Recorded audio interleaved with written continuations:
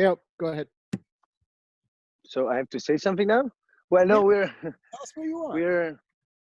yeah, my name is Theo Tsirok. I'm one of 4 children of Elisabetta Foradori. So I'm the sales guy and the talking guy, the talking a lot guy actually. And my brother Emilio is doing the seller. He's eating his pizza right now. Um, my sister is in charge of the gardens, but you will see that all in the other videos. And then of course there's my mother Elisabetta, who's switched over to cheese production, but you will see that as well. And then there's my little brother Johannes, who is currently enslaved and is sleeping in a camper van here on the estate ground because he sucks at school. So he's gonna be a little gardening assistant in the next 2 months. And nothing. It's slightly rainy here. So I think we should go to the videos, and then we do all the proper. I'll give you a little tour of the pergolas live, and also of a little part, one of the vineyards that we are using that we planted from seed. So basically it's going to be a original rootstock Teroldego genotypes. It's going to be a little bit long to explain. I hope I will be effective, but we'll see that later. So I shouldn't take more time up front, and let's go with the videos. Hello America! Listen, I'm talking to you live from the rooftop at Foradori, as you might be able to see. And I'm doing this just to explain you a little bit, how the Piano Rotagliana is actually constructed. So here we are in the winery, in fact. And I wanted to talk about the Piano Rotagliana, which is the area where we produce basically 70% of our wines, which is all Teroldego, so red grapes. And I wanted to show you a little bit what makes this area special in a way, or what the terroir looks like. So I'm gonna switch over, and I can't. Anyway, so it's just gonna be me and the rest. Okay, so the Piano Rotagliana is about 500 hectares of one variety called Teroldego. Of course, there is some Lagrein and some Merlot also that have been planted, especially in the afterwar period, for production, internationalization of wine varieties. And it's a triangular shaped plain. It's an alluvional plain. As you can see here in the back, this is one of the tips of the triangle, and this is also where the River Noce comes through and basically swaps the water and the gravels, the dolomite, with very round dolomite pebbles in a sandy soil. And this is because the river basically in the last ice age just washed all of this into this plain. So you have the tip of the triangle there. On the left side you have the Monte di Mezzocorona, and on the right side you have what is the part of the Paganella. So the two sides of this triangle are two big mountain walls. As you say, it's mostly bare rock mountain wall, which means it charges up with a lot of heat if it's shined on directly. And in fact, it's exactly this side that is the sunny side and the one that charges up more with heat. And that's also where the Granato vineyards and the Morei vineyard is. While on the other side, the Monte of the Paganella, but it's basically up there you have Fai as a village. And Fai, this mountain actually casts a shadow on Mezzolombardo, which is the village you see in the background, besides my grandmother's home, which is quite fancy. And on the third side, you basically have the valley passing through. So here, well, this is difficult. Anyway, on this side, exactly like this, the third side of the triangle is basically the Adige Valley, which just passes behind us. So in this triangle you have mostly Teroldego, and the differences in soil are not that big. So you have areas where of course during the last ice age there were ditches, so there is more stones, more of these pebbles that charged up there, while there is areas that were slightly hilly, so you have less pebbles and more sand. So now it's all flat, but we're around 250 meters in height, and this is where the winery is. Actually, there's the cars parked the vineyards behind us. These are the pergolas on one hand with the little vegetable gardens. How do I point in the right? Wow, this is really difficult. It's mirrored. Anyway, we plant vegetables in between the pergolas. On the other hand, here you have the guyot with some peach trees in the middle. And basically this is like the Clos Foradori. So again, one side big river and valley, and the other two sides are two bare rock mountains. One casts a shadow, so creates. So here I am again, sorry for the battery issues. So I was saying basically that the sun usually rises there and goes up and disappears behind behind the church basically. Which means this side casts a shadow quite early on the village. Well, now right now it's raining, but and I'm standing on a rooftop, which is not very smart. But everything that is inside towards the river or close to this whole side of Mezzo Lombardo, to the side to your left, that always goes into a lower alcohol, fresher and crunchier Teroldego.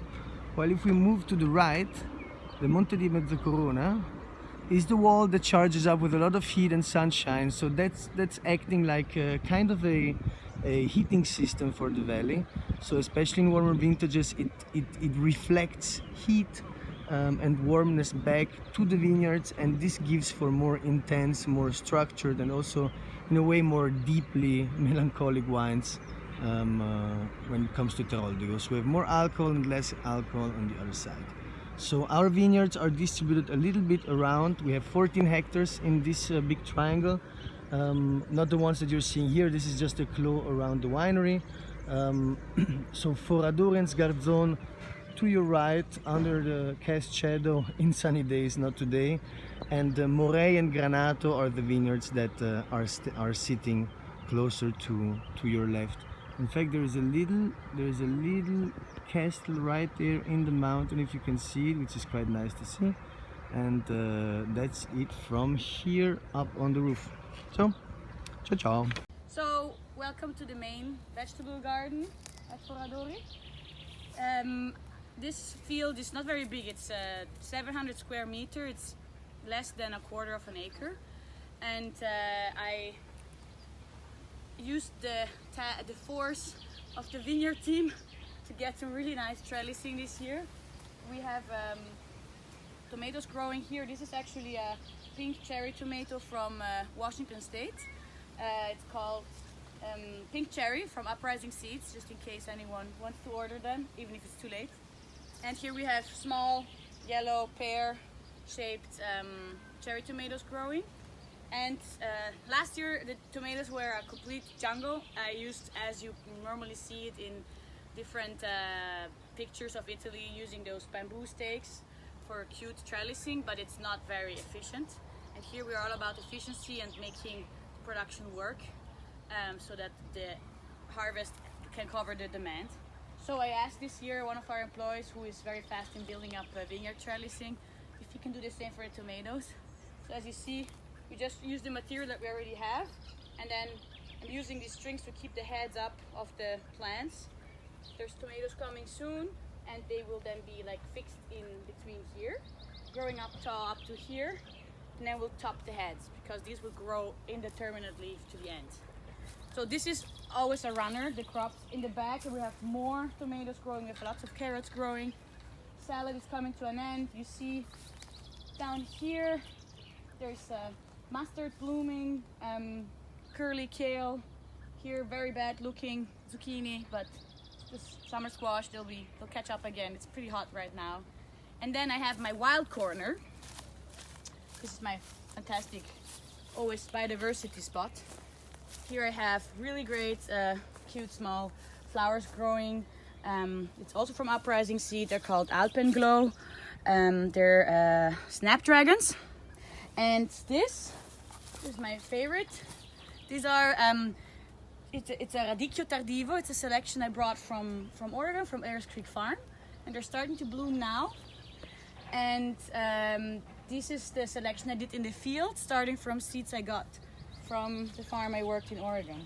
So I keep selecting tomatoes and chicories every year for our own genetic pool, so, like similar that we do for Teroldego in the vineyards. and trying to enjoy the landscape while I farm. We're always very busy, but let's say that it all works out. Hello from the vegetable field under the pergola. So here you have Teroldigo growing this year, very abundant, too abundant, and also abundant is the chard. We've been since last year integrating the vegetable production, which is my field of let's say expertise, and one of the crops that has been growing very well in this combination is chard, rainbow chard.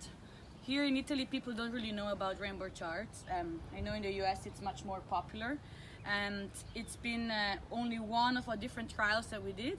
This year we also have garlic growing, we have different salads, radicchio in the fall growing, and normally between the pergola people used to grow potatoes and grow also peas or beans, and I catched up to this historical method using the space between these very wide pergolas. These are 6 meters apart, which is not normal size. Normally they are about 4 meters apart, and obviously here I need to use this black landscape fabric, otherwise the weeds would completely take over. Also growing a watermelon this year, one, due soon, but this is the most proliferating crop that we've been seeing going under the vines, doing very well. And I have also the main garden where we grow all the other vegetables, tomatoes, there's more salad, lots of carrots, and we try to diversify as much as possible for our market that we do on site and for the restaurant accounts that started now to catch up again, and starting maybe a little CSA, which CSA is not very common in Italy. Italians don't like to commit to a box, they want to have the full choice all the time, but we're working on it. So in a couple of months, here you're gonna have red Teroldigo hanging with this beautiful color chart, and it's gonna be beautiful to visit. Buongiorno. Come with me in Fontana Santa now and see what is going on here in this part of the Foradori estate, which is very close in fact to Mezzo Lombardo but very different.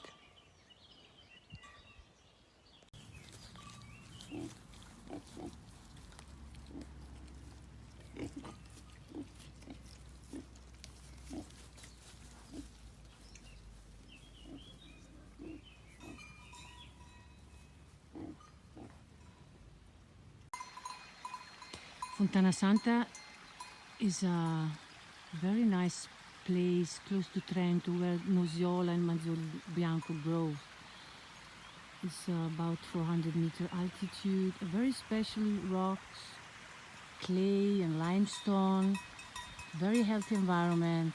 You can hear the water of the Rio Saluga, and of course there are the cow, this our 6 Grigio Alpina. It's incredible how they change this environment, going around the vineyard, modifying the type of herbs, giving new energy. So we could understand how the animal is important in a farm and which big changement can happen because they are there. The milk of this cow, which is the base of the cheese, is very, very energetic, very special. So the fermentation of the milk, the second experience after 30 years making wine, allowed me to understand more of the incredible and very different possibility which life gives us to express animal, plant, fruit.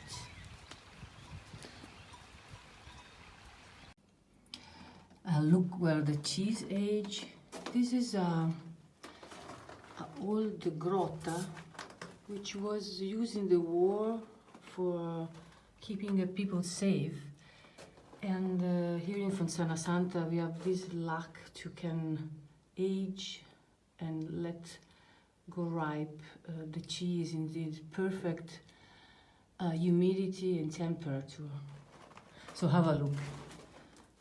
Robiola, which is a lactic fermentation, a fresh cheese, which is really a pure expression of the taste of the milk. All over on this one, which we call Emergenza. This is a cheese we made in the 3 months of the lockdown. So a cheese we can age long, 12 and more months. To go over to the 3-step of another cheese, which is a Strat. Look at that. The fresh one, made yesterday. Then you have the 40 days age to go over to 60. Thinking on wine and all my old experience, I have to say you, wow, so difficult to make good cheese and so different in some way, because you have a lot of difference you have to put your attention on, and when the cheese is made, it's the first little step, and then the time, the humidity, the different way to look on the aging make so different cheese. It's like rebirthing and a little first step for me in a new and fantastic and very interesting adventure. Ciao! Hello everybody, I'm currently now driving on the road to our southest and wildest vineyards, Località Sorne, in the little town of Brentonico. We are really in the south of Trentino. It's close to Veneto, so it's more like also the climate, more Veneto climate than an Alpine Trentino climate. It's very wild here. There is even not a right road. Usually we have asphalt everywhere. So I'm trying not to fall down in this very steep valley. And I'm gonna show you the vineyards here. Look, we have a lot of rains last days. Walls are falling down everywhere. Tons of rain. But I think we're gonna do it. So as I told you, we are in a very south part of Trentino, close to Monte Baldo. Monte Baldo, it's a mountain which during the last glacial era was not covered with snow, so you have all the oh, look here now, it's super steep driving down here. So we have it's in the old glacial area there was no snow on this mountain. This is why we have a very specific, weird, endemic flora with plants you can't find only here, and all the botanists in the 18th and 19th century came here to check out this place because it was so unique, and there are like 50 different plants you find only here. So I'm gonna stop the car here because it's not too steep, and I'm gonna show you the vineyards around here. See, rocks are coming outside the ground, and what you see here are our oldest pergolas. Look up there in the fog, there is Monte Baldo, and here we have our oldest pergola. Basically we bought this property 2 years ago, and we found this very old vineyard. This is a co-planted vineyard with Schiava, Negrar and old varieties. We're doing genetic analysis in order to check out what this is. Probably it's 80 years old. It was kind of abandoned when we found it, and we tried to fix the whole thing. You see, we are in a very wild, not civilized part of Trentino. There's not a lot of agriculture here in this lower part, and you have these very old vineyards. So, buongiorno. We are still here in the little comune di Brentonico, but we are on our southest and hottest vineyards, Località Orsi. This is still part of the new project of Brentonico. We bought some vineyards in the last years and some wild parts in order to create a new project here. As you can see, this part of Trentino is very wild. We have a lot of forest. There is not a lot of contaminations of other agricultural things like vineyards and whatever. This is quite wild land, and this is the idea of this new project, is to make a project which is going beyond viticulture, so having also vegetables and other stuff here and animals, but also on viticulture really to go through diversity. It means we're gonna co-plant different old Trentino varietals. The main is gonna be here in this area because it's very hot, and as you see on these very steep terraces, also very steep, it's gonna be Nosiola because Nosiola likes it very hot. And we're gonna co-plant Nosiola with other old Trentino varietals such as Verdalbara, Paulina or Sgittarella, or maybe also some Georgian varieties.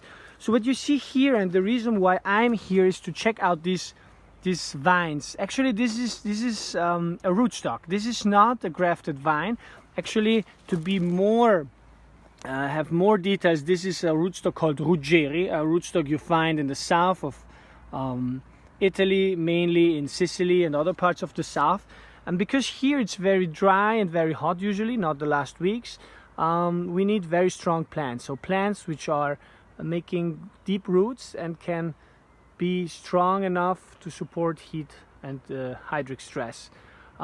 These plants, which are looking very nice right now, are gonna be grafted probably next year. So we're gonna make a double English tea vat. We're gonna put a vat of Nosiola like here, and then we're gonna have a grafted new Nosiola. With this technique, we make stronger vines, which are able to support the new climatic change, and this is why we planted this. Here and at the end, Monte Baldo, the mountain which is surrounding us here. Ciao, ciao. So this is the old cellar. So this is the cave where we make most of where the Manzoni, the basic Foradori and the Granato age. We have some forests as well. These are experiments with Nosiola, and the camera doesn't show shit because it's too dark. So I'm just gonna walk around, and maybe at some point you will lose it, but just to give you an idea. Maya is filming. Si vede? Si vede? Si vede? Okay, nice. So you see, this is Manzoni. It's a bit boring to explain the cellar because basically the wine just lies here to do its time. There's some more Manzoni here, and the Foradori and the Granato in this corner. I won't go through the names of the barrels, but you got an idea. Well, this is cellar number 2. Here we are we call it the fermentin or the fermentation cellars. So it's, you see 2 semicircles of cement vats, and in the back you have the so-called tronco coniche, which were the Granato and also at some points the Manzoni ferments in. And again, not really exciting, but it's the place where it smells the best, and there's Maya. So let's go to the amphora cellar. Hello. Third cellar, the amphora cellar. So we're walking down the stairway, whatever. It's this is the whole team. So we take a portrait of everyone to remind. It's always a problem to put them in the right order because it's by default a hierarchy. These are in fact the dolomite pebbles that are below the ground. So it's a mix. Most of them are made out of dolomite, but some of them are also porphyr. It's basically a mix of all the surrounding mountains, detriti. Anyway, rock that fell down in the Ice Age. And this is the amphora cellar. So unfortunately right now there is basically no wine except for the cylindricas. This is the cylindrica 19, we just bottled the 18. The 17 is still in the bottle, but you know, it needs some more time. And we racked all the tinajas in April. So they're all empty, but I'm gonna walk you through. In total, we work with 208 tinacas, maybe a bit more, maybe a bit more. 220, 280, depends, it changes because it's just new to run it. And nothing, they're all from Juan Padilla, so they're all from the same producer from Extremadura. Well, actually, maybe it's La Mancha. Well, it's the village is called Villa Robledo. And so they're all handmade, so if you look, they're all slightly different in shape and size, and so they're never really the same. So we have to make a custom lock for the cover for each one of them. And it's nice. When you want to see inside, let me put some light. Non si vede un cazzo. Vedi? You see anything? No. No. Ah, You see the phone? Ah, nice. bello. Starlight. Vabbè. So, this is number 3, and maybe on the details of the wines we talk in a different video. Anyway, here we basically all the wines in tinacas, which are the ones with the waxed cap, which is Nosiola, Pinot Grigio, Morey, and Sgarzon. They all stay here on the skins from September. Oh yeah, usually from September until March, April, depending on how they develop, with the skins in these containers. And that's it. Okay, can I actually switch the camera, or is that impossible? Oh yes, I can. Okay. So, Kevin, you there? Do you want me? Yes, we are. You actually didn't switch the camera view. Yeah, I know, We I need know. to- I will do that as soon as I get to the vineyards. But I wanted to ask you first if you want me to answer the questions, or if you want me to quickly. I try quickly to explain the vineyard by seed. There's only one question about the cellar. How are the tinajas washed out? Do you wash them out from the Hot crystals, water. from the tartar crystals? Yeah, we don't remove that. So we talked to Juan, to the maker about it, who has, of course, comes from a history of well, Villa Robledo is a village of tinajeros, so they have I think more than 1,000 years of experience in doing that. And he says that that's not a problem. So we never remove them. We basically just wash them before we fill them up. And when we rack them, we wash them again. We dry them also by hand. It's very important to dry them out well, so they don't, there's no mold creating. And then we put on an aeration in the cellar in a way that the humidity turns around, because of course, if you rack 204 at the same time, it builds up, and that increases mold risks. But no, we just, and then they stay open, so they never see any product. We don't wash them with sulfur, it's just warm water. Great, that helps. Thank you. That answers it. Okay, so I'll try to be quick. Now I should switch around, voila. So, okay, so as you saw from the previous video, I'm now in the vineyard.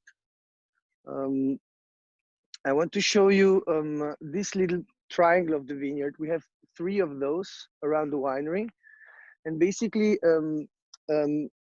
inspired by my father, who always wanted to do this. And in fact, my mother started this first selection in the early 2000s, so it's around 2002. We started the project to try to create new Teroldego genotypes. And the idea is basically that grape variety doesn't really, let me switch again, then I'll say, a grape variety has no sexual reproduction once used by men. So we always clone varieties, but this makes them weaker and weaker with time, because of course, every pestilence, every problem or hypothetical pain for the plant develops, molds as are, fungi and animals, and they all kind of update themselves by reproducing sexually constantly. So they change their genetic pool, while we as humans have thought for comfort, of course, to block the genetic pool by reproducing varietals by clone. Even a massive selection is just a broader selection of clonal plants. So the idea was to try to figure out a way to diversify more and more the genetic pool. So we started to self-impollinate plants of Teroldego. Actually, since 5 years, we started to do it as well with Nosiola, but it takes about 15 years from the seed to get the first grapes. And out of, let's say, hypothetical 100 plants, we have about 50 that die right away. And of the half that survives, maybe 10% has actually fruit after 15 years of growing.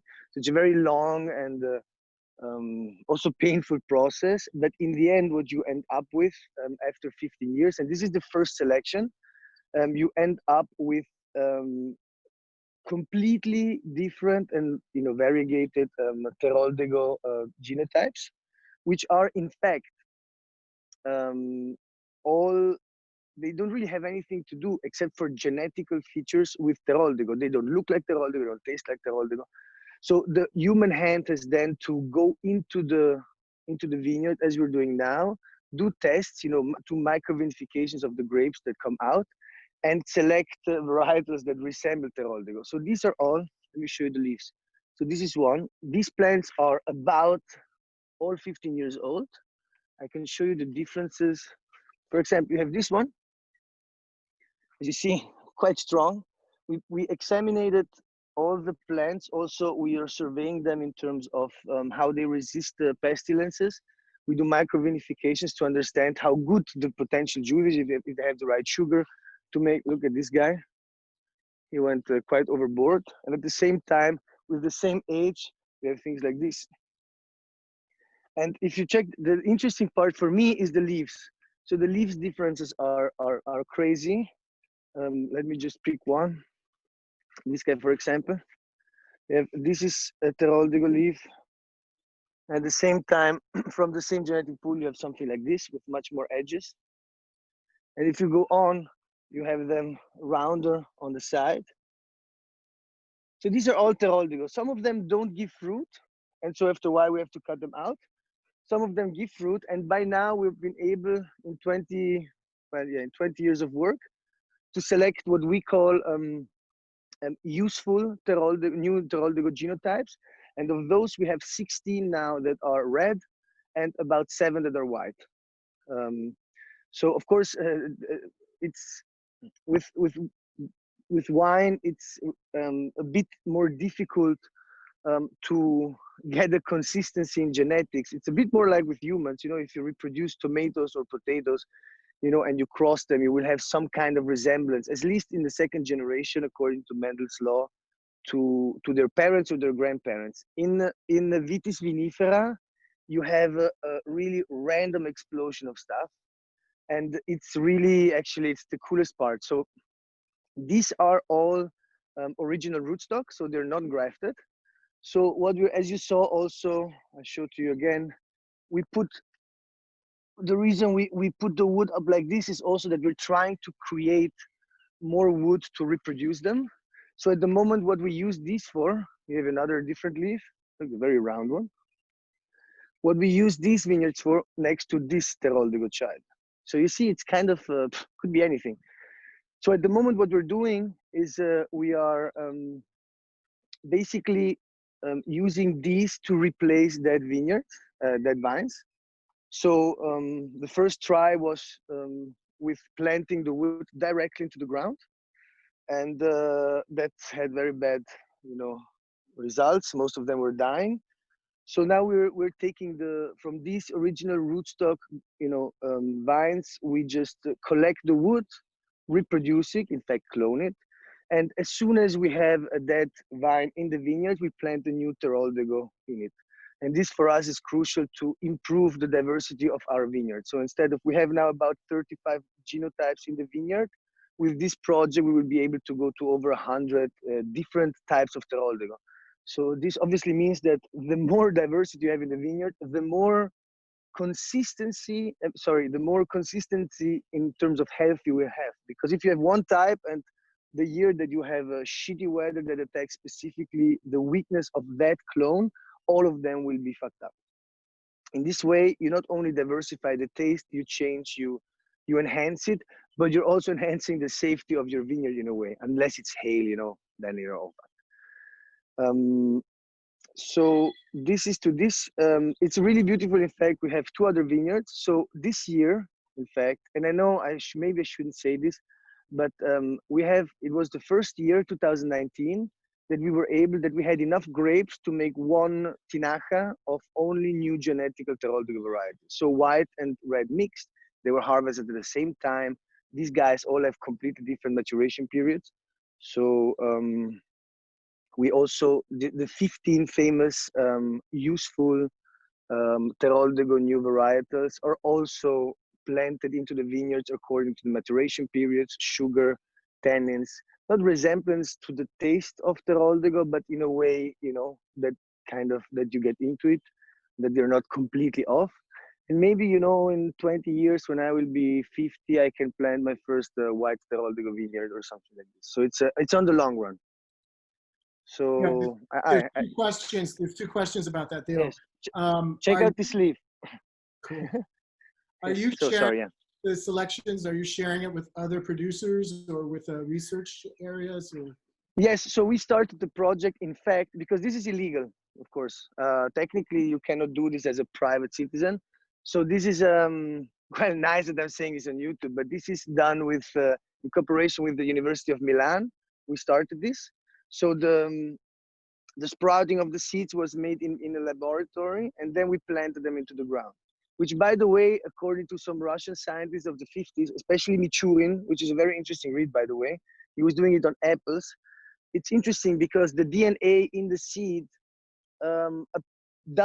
it modifies depending on where you plant it. So ideally, we should have planted the seeds right here in the Pianura Italiana to see how they would express different parts. They would express differently if they would have planted here in this climate, in this soil, compared to Milan.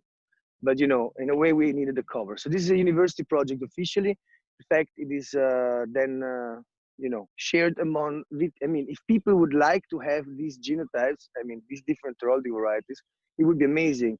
But as you might know, people in my area don't give a shit about this stuff, unfortunately. But it will come, it will come.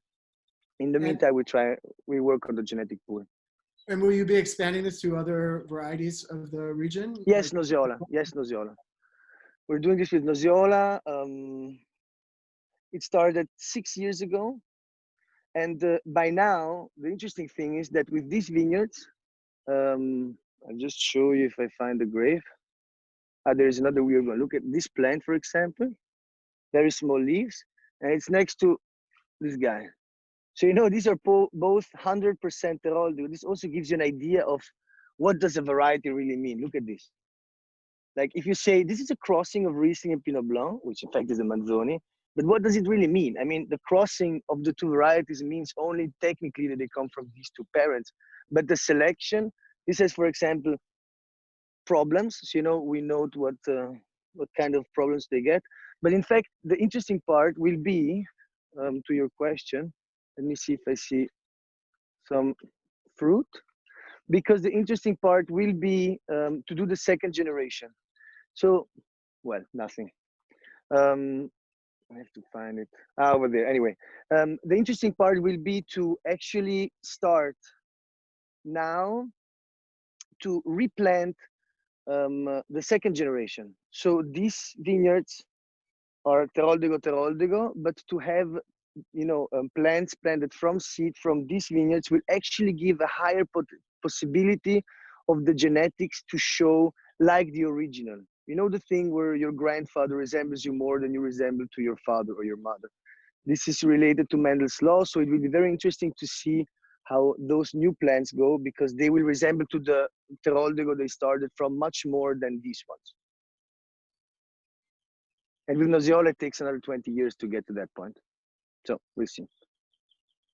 Well, I see that. I don't think that there's any more questions. This was amazing, Theo. Thank you for doing all the videos, and thank everybody for doing all the videos. This was Okay. especially a big treat seeing this vineyard of experiments No, but and learning all this stuff about the variation within varieties is just amazing, amazing. So say hi to everybody and thank them very yes, much I will. for everything, and we'll see you when we see you, hopefully sooner than later. But I hope you can. I mean, really, especially in this time and after this whole COVID thing, we really want to have people here as much as possible. But not only because we can travel less, but especially because in the last 3-4 years we built up, something that is much. We have much more to show. It's much more developed in terms of you're not only coming into a winery, but in a little, you know, universe. As actually these two plants show, because they should. Nvidia shows like shit. Anyway, sorry guys. Personally, I can't wait to see the aging grotto for the cheese and Montebaldo, the new project. So Yeah, that's the can't wait to right now in the river, on the Sorna, the river in that canyon. Right now, I swear, if you're in the woods in this little river with nothing around, it looks like you're in Jamaica. It's like a little rainforest. All right. Thank you, Theo. Have a good night. Thank you, guys. Bye bye. Good luck with the elections.